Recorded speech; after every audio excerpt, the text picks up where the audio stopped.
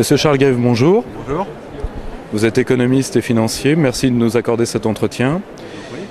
Voilà, nous aimerions savoir que dans votre optique, disons plutôt libérale, quel avis vous pouvez donner sur le modèle de développement chinois?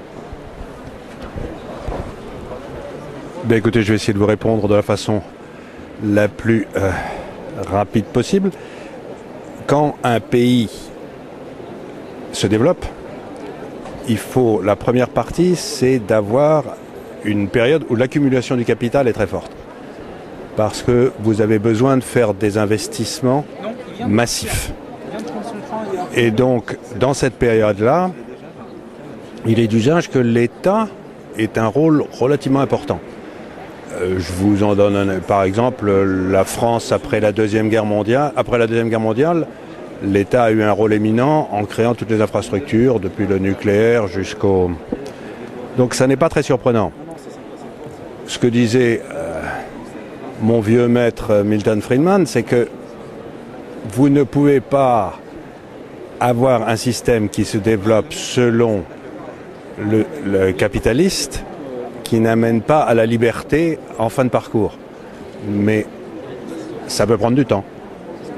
Donc, si, en quelque sorte, le capitalisme, tous les régimes politiques libres sont capitalistes, mais tous les régimes capitalistes ne sont pas libres. C'est une différence essentielle. Mais le capitalisme amène, et le libéralisme amènent toujours à la liberté. Je ne connais pas un seul exemple dans l'histoire économique d'un régime qui ait été autre chose que capitaliste et libéral et où il y a eu la liberté politique. Dans votre ouvrage « L'État est mort, vive l'État », vous faites un diagnostic de la situation française. Vous connaissez les chiffres du déficit commercial que nous avons avec la Chine, ou du moins grosso modo. Pour vous, quelles réformes faudrait-il faire pour pouvoir avoir une meilleure politique d'accès à ce type de marché, au marché émergent et au marché des puissances de l'avenir? Je vais vous faire une réponse assez rapide. Il ne faut pas avoir l'obsession du commerce extérieur et de la balance commerciale. La balance commerciale, c'est simplement que vous vendez plus à l'étranger que vous n'y achetez. Si vous prenez un pays comme le Japon, ça fait 40 ans qu'il vend plus à l'étranger qu'il n'achète. Et ça ne marche pas. Quand vous regardez la balance des paiements, qui par définition s'additionne à zéro, c'est-à-dire d'un côté la balance commerciale, de l'autre la balance des capitaux, les deux s'additionnant à zéro, si un pays est très attrayant, si vous avez très envie d'aller y vivre, si vous voulez y acheter des actifs, si vous voulez y acheter une maison, vous aurez des rentrées de capitaux. Si vous avez une sécurité juridique totale, vous aurez des rentrées de capitaux. Et donc, automatiquement, vous aurez un déficit commercial, puisque les deux s'additionnent à zéro.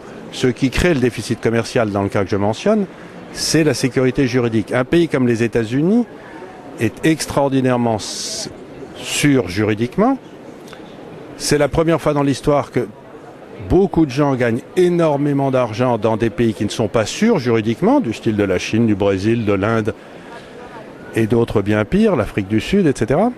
Donc, tous les gens qui gagnent de l'argent veulent avoir une partie de leur argent aux États-Unis pour le cas où ça tournerait mal chez eux.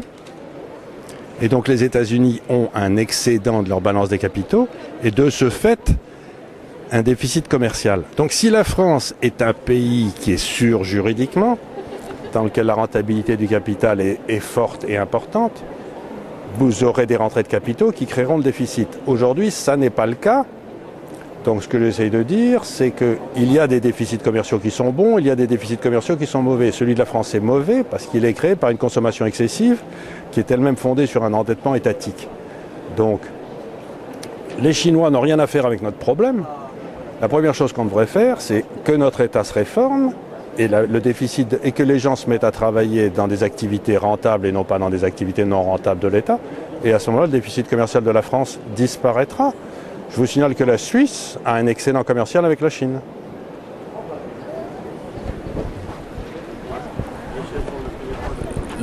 Juste deux dernières questions.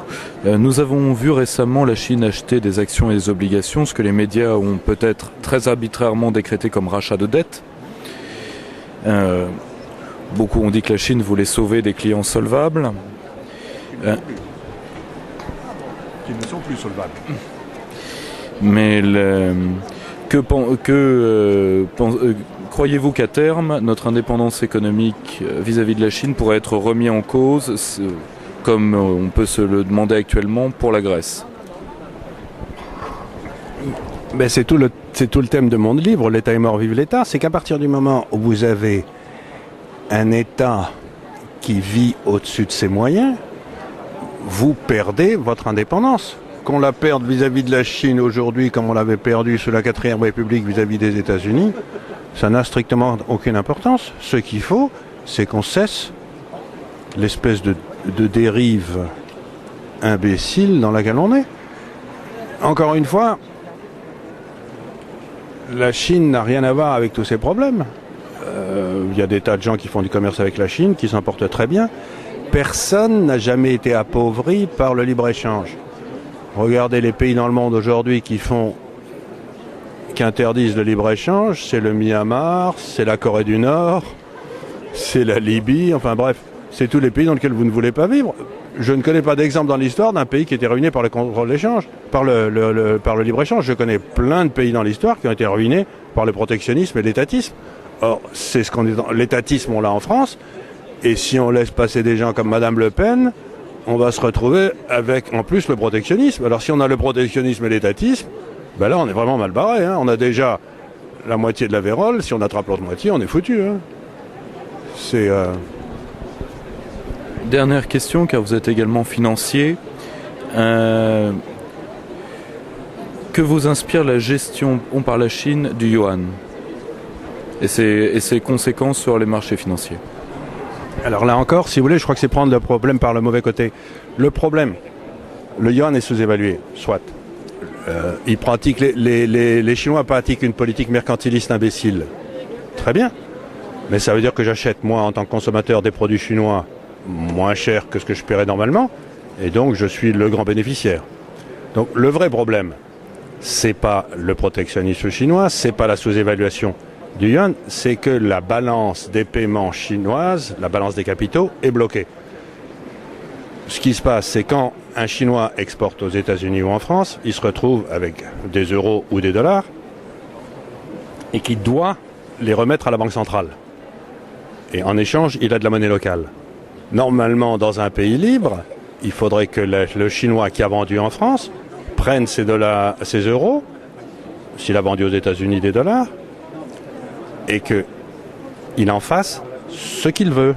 C'est-à-dire que s'il veut s'acheter une maison en France avec le produit de ses francs français, qu'il puisse le faire. Or, aujourd'hui, le problème, c'est qu'il est obligé, puisqu'il y a contrôle d'échange en Chine, de remettre cet argent à sa banque centrale. Donc le problème, encore une fois, ça n'est pas le yuan, le niveau du yuan, c'est le fait que la balance des capitaux chinoise est bloquée au profit de l'État chinois. L'État chinois vole l'argent des Chinois au profit de la nomenclature chinoise. Parce qu'ils n'ont pas accès à l'argent qu'ils ont gagné honnêtement en faisant du commerce international. Et donc, encore une fois, c'est pas le yuan qui est le problème, c'est l'absence de liberté d'échange en Chine. Ouvrez la balance des capitaux chinoises, et je vous assure que tous les Chinois vont aller s'acheter une maison à Vancouver, ou à San Francisco, ou à Hong Kong, ou un appartement à Paris. Et donc, à ce moment-là, vous verrez le yuan non pas monter, mais sera tatiné. Il baissera fortement. L'idée, si vous voulez, que la balance commerciale est un compte d'exploitation est une des idées les plus stupides qui puissent exister. Merci beaucoup, monsieur. Je rappelle le titre de votre dernier ouvrage, L'État est mort, vive l'État.